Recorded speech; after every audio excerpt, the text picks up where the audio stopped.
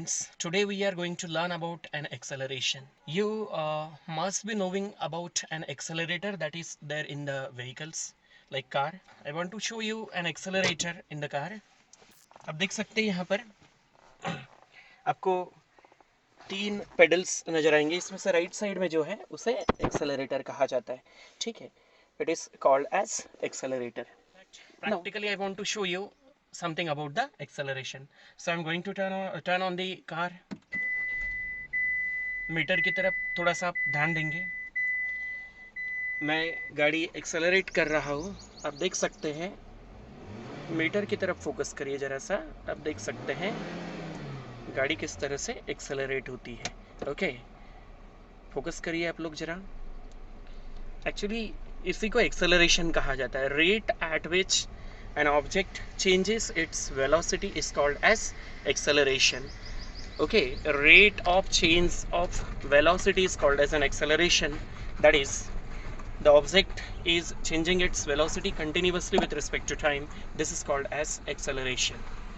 Hello bachcho, welcome to the one more video of lecture series of lesson motion. In the previous videos you learned about the concept of velocity and speed and what is the basic difference between velocity and speed. ये भी हम इसके पहले पढ़ चुके हैं. इस video में हम फोकस करने जा रहे हैं one more topic of the lesson, that is acceleration.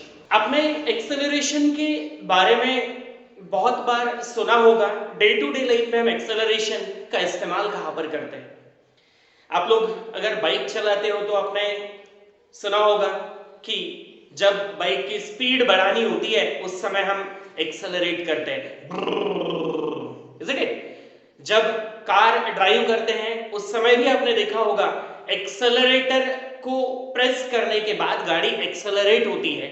ठीक है, तो बेसिकली एक्सेलरेट होने का मतलब क्या होता है इसे समझना सबसे जरूरी है. देखो बच्चों, एक्सेलरेशन का मतलब होता है rate at which an object is changing its speed. समझ में आ रहा है? यानी वेलोसिटी में आने वाले बदलाव का रेट. ओके, मतलब किस रेट पर कितनी स्पीड के साथ कोई अपनी स्पीड को बदल रहा है, कितनी वेलोसिटी के साथ कोई अपनी वेलोसिटी को बदल रहा है, इसी को हम कहते हैं एक्सेलरेशन. लाइक मान के चलिए कोई ऑब्जेक्ट नॉन वेरिएबल वेलोसिटी के साथ किसी रास्ते पर चल रहा होगा तो ऐसे केस में उस ऑब्जेक्ट को हम एक्सेलरेशन में है ऐसा कह सकते हैं. एक्चुअली एक्सेलरेशन वेलोसिटी पर डिपेंड कर रहा है और वेलोसिटी दो फैक्टर्स पर डिपेंड करती है. एक होता है स्पीड और दूसरा होता है डायरेक्शन. तो वेलोसिटी बदलने के लिए या तो स्पीड बदलो या फिर डायरेक्शन को बदलो. मानो डायरेक्शन बदल नहीं रही है and object is changing its speed continuously, तो भी हम कह सकते हैं कि ऑब्जेक्ट इज अंडर एक्सेलरेशन. तो याद रहे, acceleration it is change in the speed, and when we say change it means it may be decrease or it may be increase. So rate at which something is decreasing its velocity can be called as acceleration. देखो इसको mathematically कैसे express किया जाता है, ध्यान दीजिएगा. Acceleration is given by change in velocity divided by time. Change in velocity divided by time. अब जब हम बात करते हैं चेंज की तो चेंज का मतलब क्या होता है जरा सोचिए. Is it final velocity minus initial velocity. Okay, change is given bye final minus initial divided by time is t. Okay, and acceleration is given by a. Therefore a is equal to final velocity is given by v, initial velocity is given by u and divided by time. So in this way acceleration के लिए formula आपके सामने है जो आप equation of motion में भी पढ़ने वाले हैं. Rate at which the velocity of an object is changing is called as acceleration. Here v stands for final velocity, u stands for initial velocity, a for acceleration and t for time. So something is said to be accelerated if it is changing its speed per unit time. Now change means either decrease or increase. तो अगर किसी object की speed में बदलाव आ रहा है per unit time, it may be decrease in the speed of an object or increase in the speed of an object. ऐसे case में हम कह सकते हैं कि object is under acceleration. Acceleration is given bye a is equal to v minus u upon t. अब हमें इसका यूनिट डिराइव करना है, मतलब एक्सेलरेशन को किस यूनिट में गिना जाता है. तो ध्यान देना बच्चों, acceleration is given by what is there in the numerator, is it the speed of an object, and speed of an object is given in the unit metre per second. ठीक है, इट इज स्पीड और velocity, actually velocity is there. Okay, it is metre per second divided by what is the unit of time, it is second. तो acceleration देखो कैसे दिया जाता है. इस यूनिट को अगर आप बहुत अच्छे से देखें, बहुत अच्छे से समझने का प्रयास करें, तो यही से आपको एक्सेलरेशन का डेफिनेशन समझ में आ जाता है. देखो, acceleration is given in how many metre per seconds per second. ठीक है, मतलब ऑब्जेक्ट ने अपनी वेलोसिटी को कितने मीटर पर सेकेंड से चेंज किया है पर सेकेंड, यानी एक सेकेंड में कितना मीटर पर सेकेंड उस ऑब्जेक्ट की वेलोसिटी चेंज हुई है. That is what the acceleration is. देखो, मीटर पर सेकेंड इनटू 1/सेकेंड ऐसे लिख सकते हैं इसको. Yes, obviously.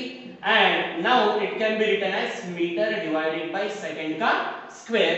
So metre per second square is the unit for acceleration, और it is also written as metre into second to the power -2.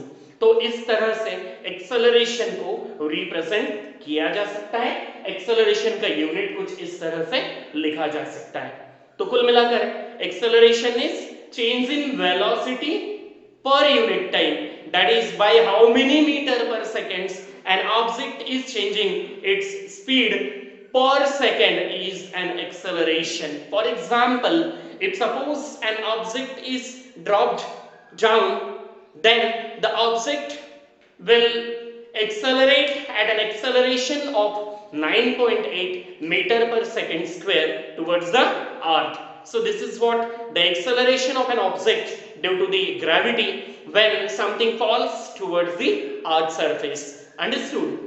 अब acceleration actually दो तरह से हम बता सकते हैं. आपको पहले ही बताया गया कि change in speed is called as acceleration, change in speed per unit time is called as acceleration. और अगर change in speed per unit time is an acceleration, तो basically change can be of two type, that is either decrease in the speed और increase in the speed. Let's take an example. मानो train is approaching towards the railway station. Okay, train is approaching towards a railway station. आप जरा सोचिए, अगर break apply किए गए तो ऐसे केस में what will happen to the speed of the train? Is it going to decrease or increase? Obviously it is going to decrease. तो जरा सोचिए, in the beginning what was the speed of the train? In the beginning its speed was u, which was something. Okay, and finally जब train station पर पहुंच जाएगी तो अब उसकी स्पीड जो होगी ना, उसे फाइनल वेलोसिटी कहा जाएगा, और ये हो जाएगी 0. देखो, speed in the beginning is initial velocity and speed at the end of the motion will be called as final velocity. Okay, at whatever the point you are going to measure it, that will be the final velocity. ठीक है, in the beginning it is initial velocity, and in the path at whatever point you are measuring the speed, that will be the final velocity of an object for your consideration. तो basically u will be something and v will be 0. अब जरा सोचिए, initial velocity कुछ तो भी है और final velocity 0 है. फॉर्मूला क्या है जरा देखो, a is equal to v minus u upon a. Final 0 है क्योंकि object is going to stop. Okay, final कितना है? 0 minus u is something divided by time. Answer will be negative u upon t. तो acceleration के लिए answer क्या आने वाला है बच्चों? Is it going to be negative? Yes. मतलब अगर ऑब्जेक्ट की इनिशियल वेलोसिटी इज समथिंग, और अगर उसकी फाइनल वेलोसिटी जीरो है या कम है, मतलब इनिशियल वेलोसिटी ज्यादा है और फाइनल वेलोसिटी अगर कम है, तो ऐसे केस में एक्सेलरेशन नेगेटिव होने वाला है। अगर मान के चलिए, अब दूसरा एग्जांपल हम लेते हैं। Suppose train is starting from the railway station और कुछ 10 से 15 सेकंड की बाद की उसकी वेलोसिटी की हम बात करेंगे। तो देखो, जब शुरुआत हुई तब उसकी वेलोसिटी ऑब्वियसली कम होगी, यानी let us suppose it was 0। After 10 minutes और 15 minutes, suppose its velocity is 50 meter per second. कितना है? 50 मीटर पर सेकंड। तो इनिशियल वेलोसिटी ऑब्जेक्ट की कितनी होगी? u is equal to 0। Final velocity is 50 meter per second. ज्यादा कौन है, इनिशियल की फाइनल? Final velocity. तो अब क्या देखो, acceleration is equal to v minus u upon t। Acceleration v हो गया ज्यादा और u हो गया कम, whatever the value is there, like suppose it was 0 divided by time, तो एक्सेलरेशन का आंसर आपका कैसे आने वाला है? पॉजिटिव में। इसे कहते हैं पॉजिटिव एक्सेलरेशन। कहने का मतलब है एक्सेलरेशन दो टाइप के हैं। अगर इनिशियल वेलोसिटी ऑब्जेक्ट की ज्यादा है और अगर फाइनल वेलोसिटी ऑब्जेक्ट की कम है, तो ऐसे केस में एक्सेलरेशन नेगेटिव होगा, बिकॉज स्पीड डिक्रीज होने वाली है। तो ऐसे केस में acceleration is actually a rate of decrease in the speed of an object. Okay, rate of decrease in the speed of an object. And if it is a rate of decrease in the speed of an object, then it will be called as negative acceleration, or it is also called as retardation. क्या बोलते हैं इसको? Retardation. समझ में आ रहा है आप लोगों को? इनिशियल स्पीड कैसी थी? ज्यादा। फाइनल स्पीड है कम। इसका मतलब है कि object is going to stop, okay, और ऑब्जेक्ट की वेलोसिटी डिक्रीज हो रही है, and rate of decrease in the speed will be called as negative acceleration. ध्यान दीजिए, rate of decrease in the speed is called as negative acceleration, negative acceleration, और it is also called as retardation. It is also called as retardation. मतलब when object decreases its speed at a particular rate, then it will be called as retardation. जैसे example अभी अभी मैंने आपको दिया था कि ऑब्जेक्ट इनिशियली ज्यादा स्पीड से ट्रैवल कर रहा है, जैसे कि train that was approaching towards the railway station, then brakes are applied and finally object has stopped. तो ऐसे केस में इसे हम रिटार्डेशन कह सकते हैं, नेगेटिव एक्सेलरेशन कह सकते हैं। समझ में आ रहा है? Like suppose you are traveling with your bicycle and suppose you saw that one of the child is crossing the road which is like 5 meters away from you, and as soon as you noticed that the child is crossing the road, you applied brake to your bicycle, and after some time your bicycle has stopped. What does it mean? There was retardation. You retarded your bicycle in the given time, and in this way your bicycle has stopped. Acceleration is of two types, एक positive acceleration और एक negative acceleration. दोनों को बारी बारी से हम examples के थ्रू समझने का प्रयास करेंगे। ध्यान दीजिएगा। सबसे पहले हम बात कर रहे हैं positive acceleration. Positive acceleration is nothing but it is increase in the speed, okay, increase in speed और velocity, okay, rate of increase in the speed or velocity is called as positive acceleration. Increase हो रही है, इसका मतलब u will be less, initial velocity less होगी, final velocity will be more. ऐसे case में acceleration is v minus u upon t, okay, v is more, u is less, तो answer आ जाएगा positive. v minus u will be positive, और time तो already positive है, तो ऐसे में acceleration will be positive. This is positive acceleration. जैसे ऑब्जेक्ट रेस्ट से शुरू होकर कुछ वेलोसिटी गेन कर रहा है after some time, so that is what positive acceleration is. अब देखो नेगेटिव एक्सेलरेशन क्या होता है। Okay, negative acceleration it is a rate of decrease in the speed.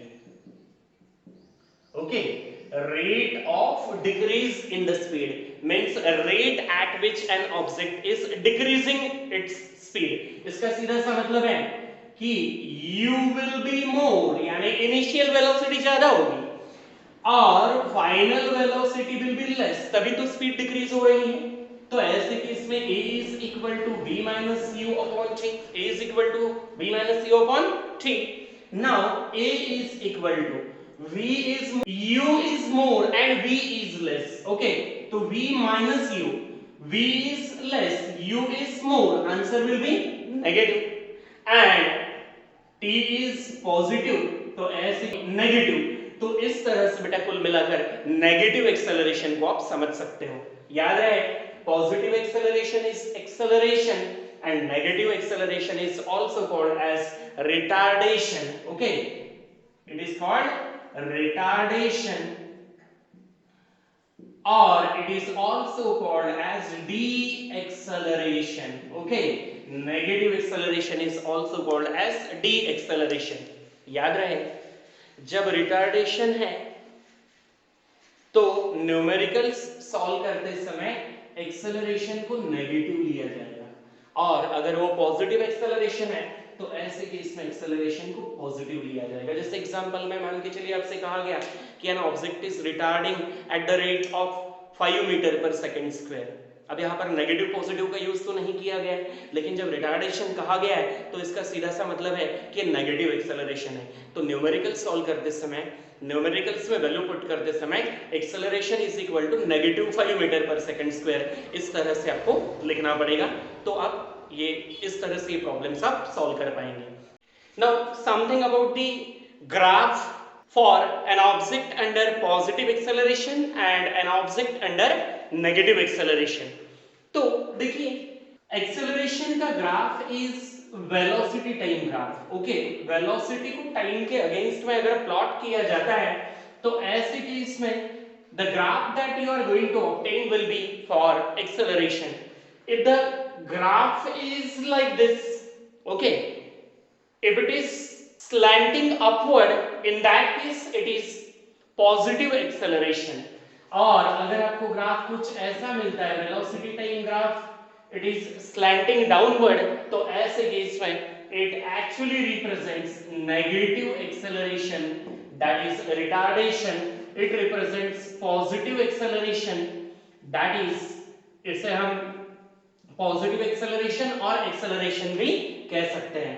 ठीक है, याद रहे, if the graph is straight line, इसका सीधा सा मतलब है कि इट इज यूनिफॉर्म एक्सेलरेशन, यानी object is changing its velocity uniformly and because of that the graph you obtain is straight line passing through the origin.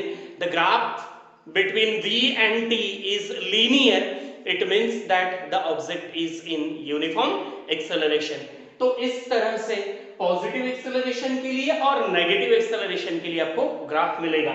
हाँ, अगर graph कुछ ऐसा मिलता है, जिगजैग लाइन वाला ग्राफ अगर आपको मिलता है तो ये भी पॉजिटिव एक्सेलरेशन है, लेकिन the acceleration is not uniform because velocity के चेंज, वेलोसिटी का जो चेंज है वो यूनिफॉर्म नहीं है।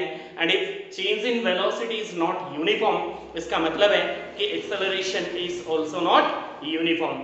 अंडरस्टूड?